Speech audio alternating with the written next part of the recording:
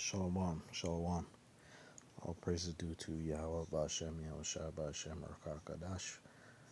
I'd say double honors to Apostle Elders of Great Millstone, who teach His word in sincerity and truth, in season and out of season, to the hopeful elect scattered throughout the four corners of the earth. This is Brother YAHAWAH. Just going to get into not being dismayed at the signs in heaven. Just going to cover briefly about this, about the earthquakes over in Asia, amongst the other nations, but Jake is in these areas scattered abroad. So I'm just going to get into it and get scriptures from here.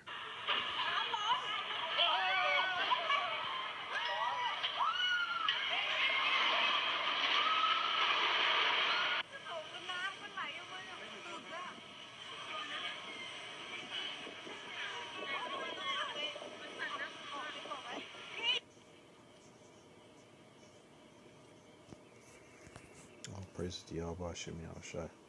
This is Most High's work, so.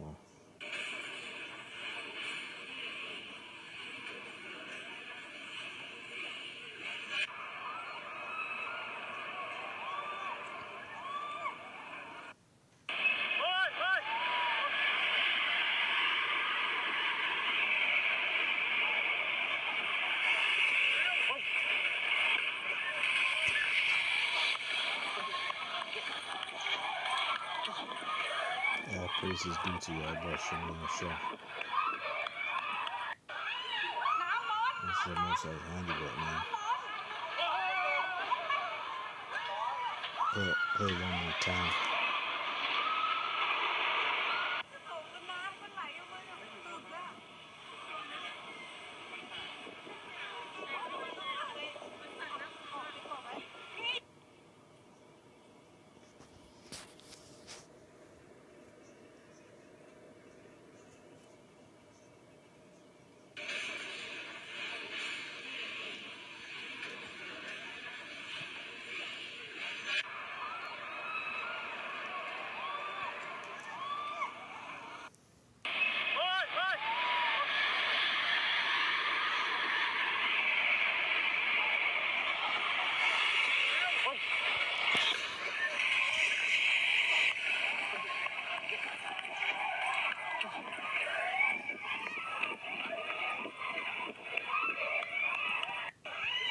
Once again, all praises due to Yahweh, Shem Yahushua.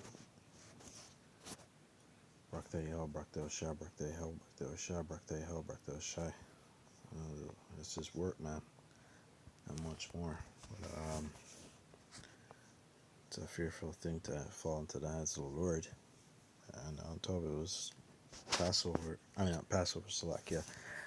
Sabbath. New moon came in, and just get this here. It's Ontario to witness a rare sunrise, partially solar eclipse next weekend, which is referring to the March 29th, which is March 29th is today. It says here, hoping you will still have those eclipse glasses lying around from last year, blah blah blah. You have a chance to witness the next partial solar eclipse in Ontario next weekend, which is Saturday, March 29th, 2005. We'll have a chance to see a rare treat when the moon partially obscures the sun. The eclipse will cover 90% of the sun's rays, blocked out through parts of Canada through Ontario. We'll get a mere taste of the action. Blah blah blah. And I don't know if there's any pictures, but yeah, I'll have to look at the time. But just get to the scripts to expound on. Just get this. It says here, Jeremiah 10:1.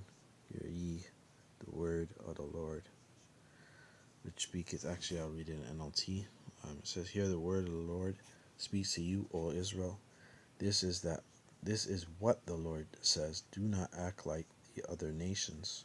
Do not try to read their future in the stars. Do not be afraid of their predictions, even though other nations are terrified by them.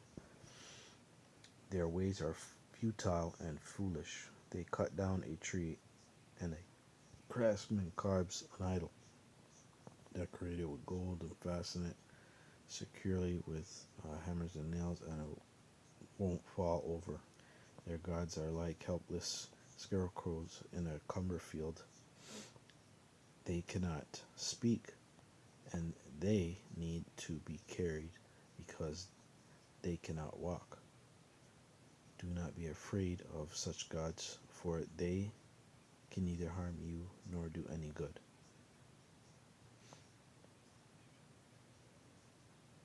Lord, there is no like you, for you are great and your name is full of power."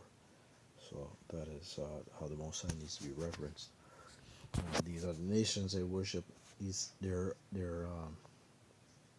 idolatry and all of that substance because they are void without knowing the full understanding of the Most High's power, and they weren't given the inheritance. They're considered bastards. They're sons of men. They're considered in their place, so they're likened unto animals, being lawless in the mind and subjects, future subjects. Okay, let me grab this from Isaiah 29 and 5, no, 6.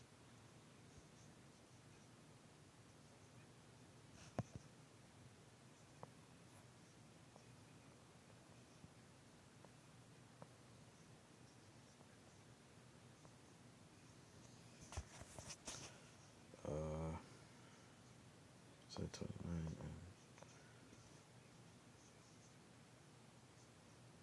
yeah, this is Isaiah 29 and 6. "Thou shalt be visited of the Lord of hosts." KJV, "with thunder and with earthquake and great noise, with storm and tempest and flame of devouring fire." So they received the earthquake off of the Myanmar and bordering cities. Bordering countries. Not Bangladesh. It's not Bangkok. Indonesia, I believe it was, and Thailand. So they received earthquakes ranging from in the 7 area, which in Myanmar received, and 5 and 3, I believe it was, in those areas, which is a big devastation. They have really received, Myanmar hasn't received an earthquake like that before.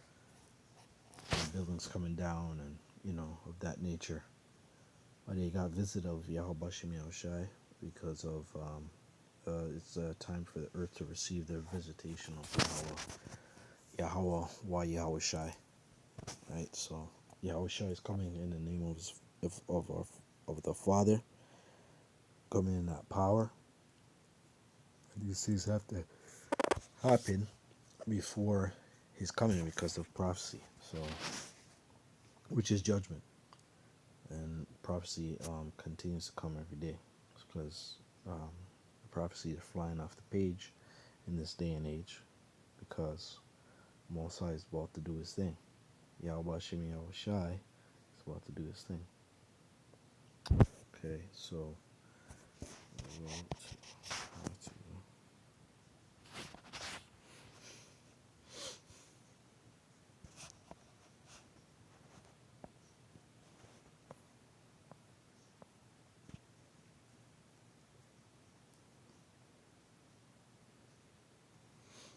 read verse 4 here. It says,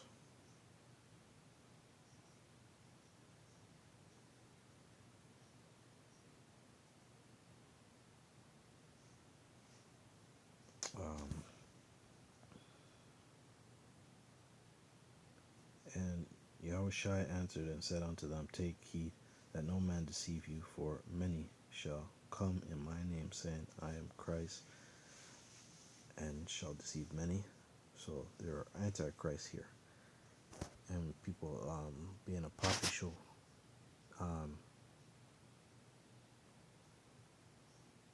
A lot of pretenders out here. So that's their consolation of being coming with deception, mainly with Esau and 2/3 of um, of these Negroes out here, and so forth. And ye shall hear of wars and rumors of wars. See that ye be not troubled, for all these things must come to pass, but the end is not. So, World War I, World War II, those have passed, and World War III, and proxy wars and so forth that have been happening, and the final war to end all wars, World War III. But Yahushua is going to he's going to do divine intervention and do what he promised he was going to do, and judge the world for the sins against the hopeful elect, in totality all Israel, but mainly the hopeful elect. For nation shall come rise up against nation, kingdom against kingdom, and there shall be famines and pestilence and earthquakes in diverse places. So in places where you wouldn't expect, earthquakes have been happening, which happened yesterday in Myanmar, Indonesia, Thailand area.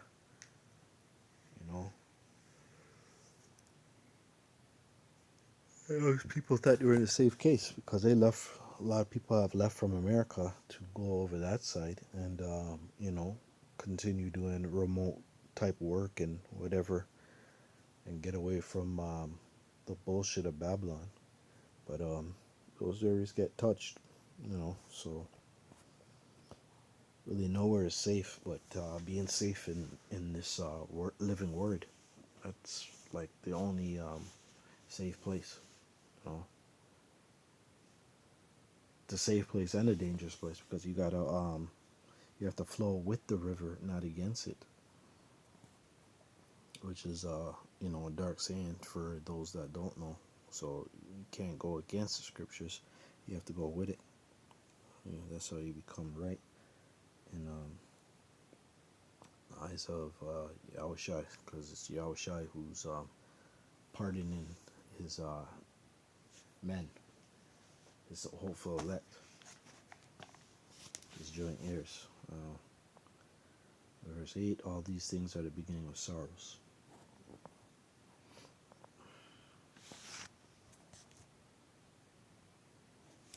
Just go to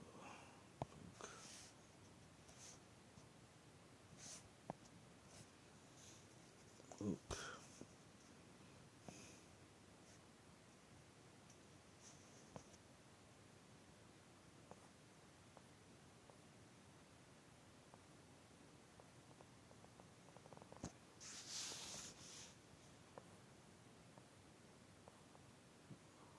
Yeah, I read the same thing again. Luke 21 and 10 says here, then said unto them, nation shall rise up against nation, kingdom against kingdom, and the great earthquakes shall be in divers places, and famines and pestilence, and fearful sights, and great signs shall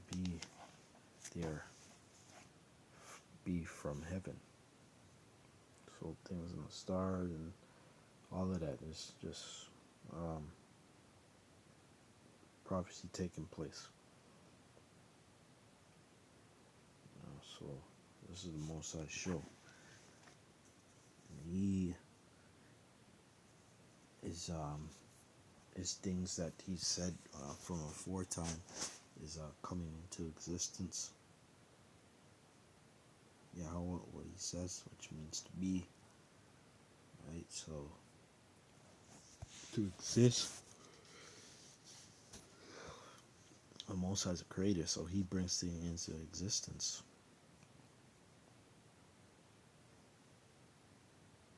Now, let me grab.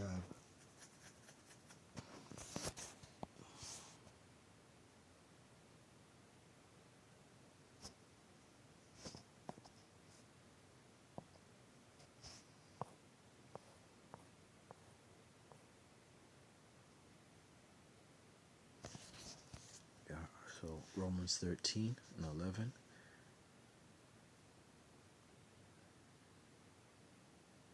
And that knowing the time, that is high time to awake out of sleep, for now is our salvation nearer than we believed. So the Most High has sped up the time for it to be the time of salvation, which Yahawashi can only do, and no man can, because it was not given to all men to save or do that bidding. It's only Yahawashi, because He's the unblemished Lamb that took all of the weight of Israel and was sacrificed before the Heavenly Father for His sins and for the whole nation in totality.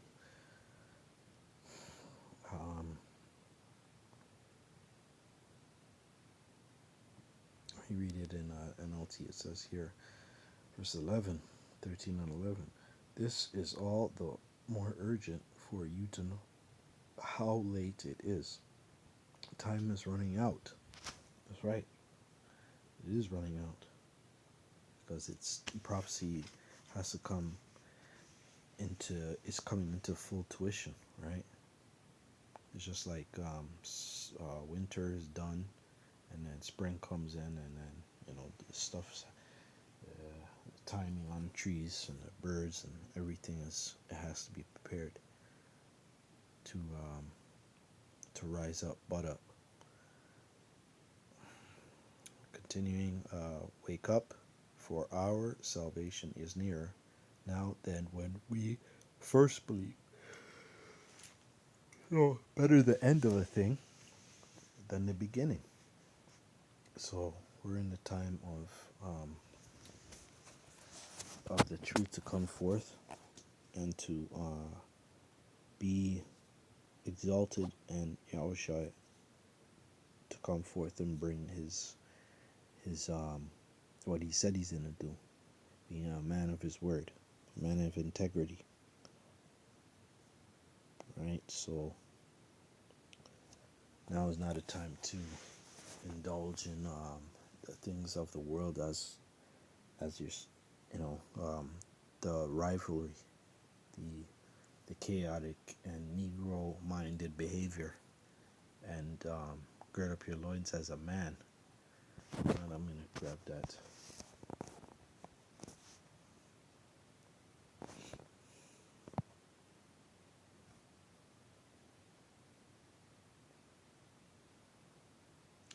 I'll read here and then probably jump down. It says, already NLT, Ecclesiastes 12:1. Don't let the excitement of youth cause you to forget your Creator. Honor Him in your youth before you grow old and say life is not pleasant anymore. So you're supposed to put the Most High first, and don't indulge into the things of the world, because that stuff will get you killed.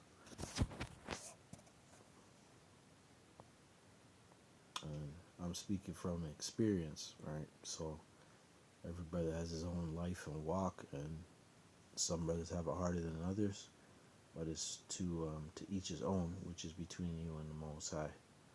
So you have to understand why you're being punished, and the things that why you went through, and to seek salvation through Yahawah Shai.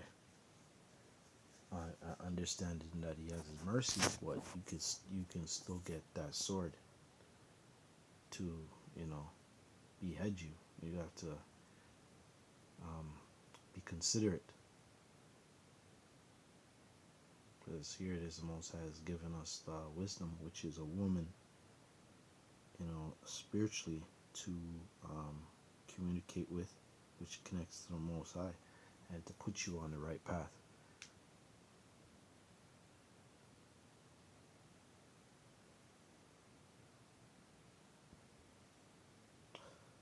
Okay. Already here in the KGV it says, 12 and 13, let us hear the conclusion of the whole matter. Fear Yahawah and keep his commandments, for this is the whole duty of man.